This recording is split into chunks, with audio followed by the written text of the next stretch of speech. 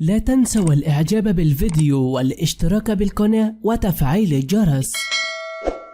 مكافآت نارية من تركي آل شيخ للاعبين الأهلي السعودي والاتحاد بعد الصعود لربع نهائي دوري أبطال آسيا. انتشرت أخبار عن تكريم تركي آل شيخ للاعبين الأهلي السعودي والاتحاد السعودي لتشريفهم للسعودية وتأهلهم إلى نهائيات دوري أبطال آسيا للنخبة. وتنطلق منافسات الدور ربع النهائي يوم الخميس بمواجهة السد القطري مع فيصل كوبي، ويدخل السد اللقاء بمعنويات كبيرة بعدما طاح بالمرشح الأبرز الهلال بقرارات الترجيح 4-2 في دور ال16 يوم الاثنين عقب تعادل مثير 3-3، حيث عاد الفريق القطري في النتيجة 3 مرات. واطلع السد إلى بلوغ الدور الربع قبل النهائي بعدما ودع البطولة من الدور ربع النهائي في الموسم الماضي. في المقابل يدخل فيصل كوبي المواجهة وهو في حالة فنية مميزة، حيث يسير بخطة ثابتة. في المقابل احتاج الأهلي إلى التمديد من أجل مواصلة حملة الدفاع عن لقبه، بينما منحته ركلة جزاء ولكن أضاعها فانتوني، حتى منح ركلة حرة متقنة من رياض محرز. في الوقت الإضافي يمنح الأهلي الفوز 1-0 على الاتحاد القطري في الدور 16،